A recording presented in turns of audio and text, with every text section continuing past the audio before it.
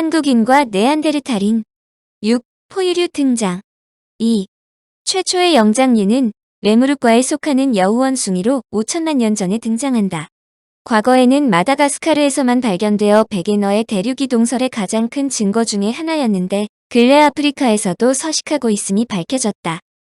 그로부터 몇백만 년 후 보다 진화한 영장류인 에우시미아스가 나타나는데 이들은 지구의 기온이 떨어지고 있었던 에우세 중기의 진화에서 울창한 숲이 남아있던 중위도 지역에 모여 살았다.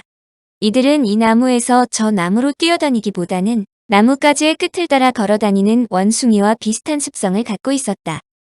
약 3,400만 년 전에 보다 영리하고 더 크고 더 공격적인 원숭이들이 진화했다. 이집트 파이움 저지대에서 발견된 이집트 피테쿠스가 그것이다. 이들이 사람인지 원숭이인지 명확히 구분할 수는 없지만 인류와 유인원의 공통 조상으로 생각한다. 언뜻 보아서는 작은 개와 비슷하지만 영장류로 볼 수 있는 전형적인 두개골에는 긴 코와 커다란 치아가 있기 때문이다. 물론 이것은 인류의 조상이라기보다는 오히려 유인원의 조상이라는 주장도 있다. 그 후 지금으로부터 약 2천만 년 전에는 현재의 유인원과 가장 비슷한 영장류가 살았다. 드리오피테쿠스라고 불리는 동물로 숲속의 과일이나 잎, 어린 가지, 꽃을 먹고 생활하며 네 발로 돌아다녔다. 1500에서 1600만 년 전부터 세계적인 기후의 변화가 일어나서 광대한 열대림이 소멸하기 시작하고 소규모의 초원이나 숲으로 변해갔다. 현대의 과학자들이 아프리카에서 기원했다고 여기는 많은 포유류의 조상들이 아프리카로 오게 된 것이 바로 이때였다. 먼저 영양 고양이 기린 코뿔소의 조상들이 왔다. 그 후 약 1000만 년 전에는 낙타말개와 같은 포유류들이 도착했다. 인류의 기원 연구에서 가장 중요한 지역은 동아프리카 일원이다.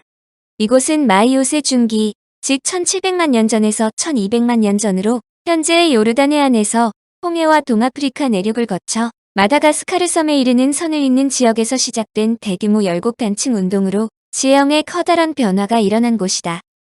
거대한 활화산이 곳곳에 솟아오르며 기존에 조성되었던 분지 등을 잘게 쪼개고 하천의 수로를 막아 곳곳에 대규모 호수가 발달하기 시작하였고 산악지대가 형성되며 열대림에서 사바나성 건조 초원지대에 이르기까지 다양한 종류의 식생대가 산록저지대와 평야지대에 조성되었다.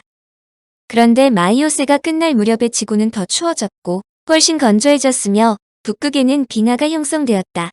사하라 사막이 북아프리카를 점령하기 시작했고 열대초원이 아프리카 대륙의 전역으로 확산되었다. 당연히 이들 기후의 변화가 포유류에 영향을 미쳤다.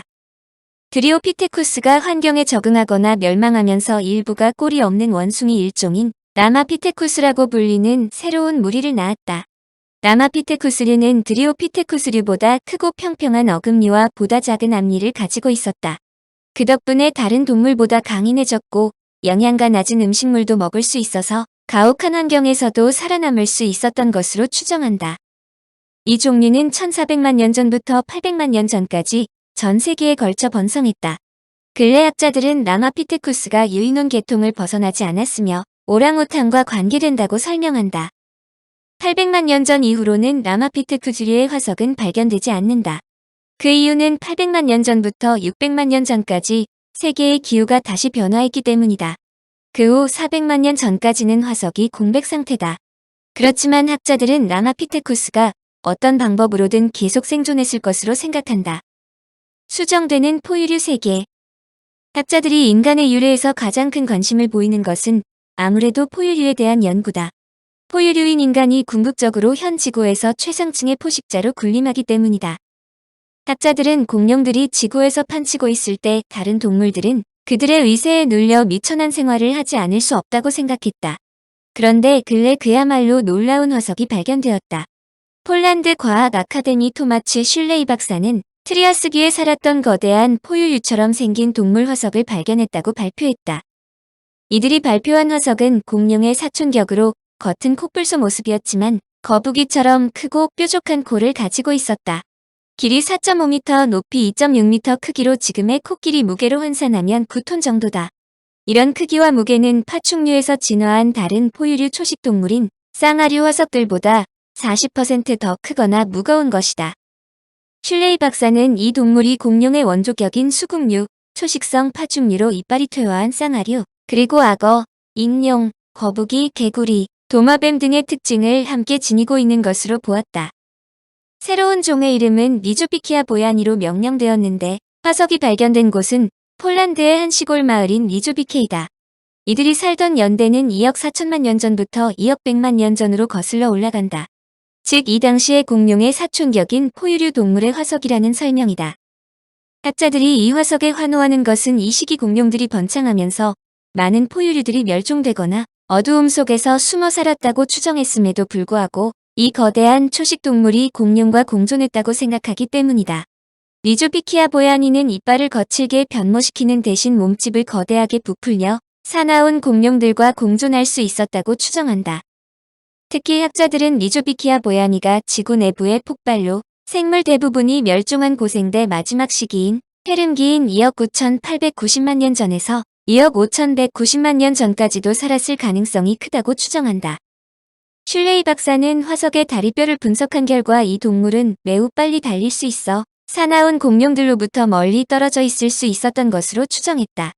또한 강한 생존력을 가지고 트리아스기 말기까지 살아남을 수 있었다는 것이다.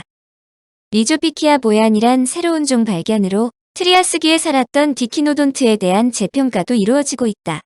디키노돈트란 포유류와 비슷한 멸종된 초식성 파충류다. 페름기 후기와 트라이아스기에 해당하는 2억 6천만에서 2억 2,500만 년 전 사이에 살았던 생물종이다. 이들은 이빨이 없고 뿔 모양의 부리로 먹이를 잡아 찢어 육중한 턱으로 분쇄시켜 먹었다. 또한 다리는 억세고 거동은 느렸다. 디키노돈트는 지구상의 모든 곳에서 다양한 환경에 적응해 살아갔다. 개체 수뿐만 아니라 종의 수도 아주 많아 페름기의 표준 화석으로 간주되고 있다. 웁살라 대학의 그르체고르츠 니치비츠키 박사는 디키노돈트가 트리아스기 동안 매우 성공적인 생존을 거듭하면서 리조피티아 보야니로 진화했을 가능성이 크다고 말했다. 한마디로 리조피티아 보야니 화석의 발견으로 트리아스기에 살았던 포유류와 비슷한 공룡들의 역사를 추적할 수 있는 단서가 된다고 환호했다. 침팬지에서 분리. 고인류를 일괄적으로 설명하는 것이 간단한 일이 아니지만 지금까지 이야기한 것을 다시 한번 정리한다. 인류의 조상으로 보이는 가장 오랜 유인동물은 카이로에서 남쪽으로 100km 떨어진 파이움 오아시스에서 발견되었다. 이들이 사람인지 원숭이인지 명확히 구분할 수는 없지만 인류와 유인원의 공통조상으로 생각되며 약 3천만 년 전의 것으로 추정한다.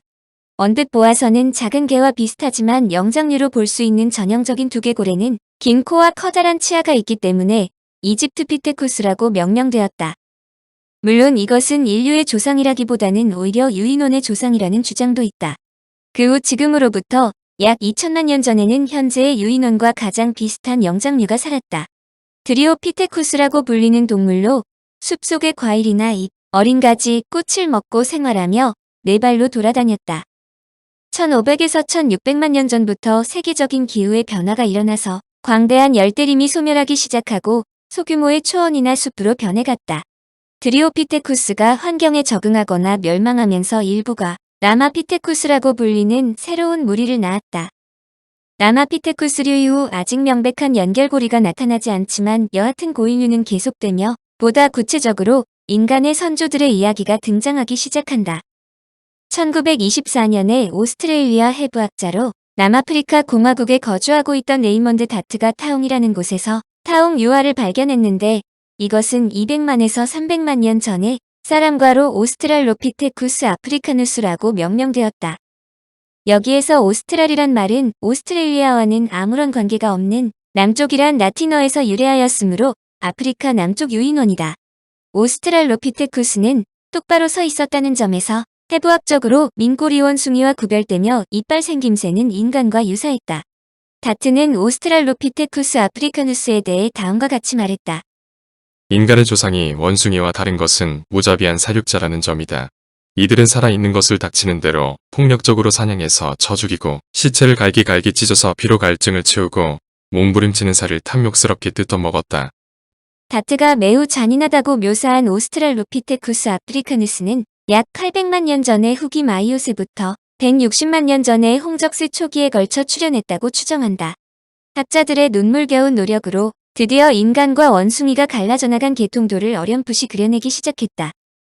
우선 적어도 200만 년 전 이후부터 몇십만 년의 인간 조상들은 세계 각지에서 발견된 화석으로 틀을 잡아가고 있었다. 그런데 800만 년 후부터 200만 년 정도까지의 연결고리가 문제였다. 적어도 원숭이와는 완전히 다른 특성을 가진 인간의 조상들의 확실한 증거가 필요했다. 고인류학자들이 이들 증거를 찾기에 총력을 기울였고 수많은 학자들이 대거 아프리카로 몰려갔다. 청취자에게 원하는 것은 1. 구독 2. 좋아요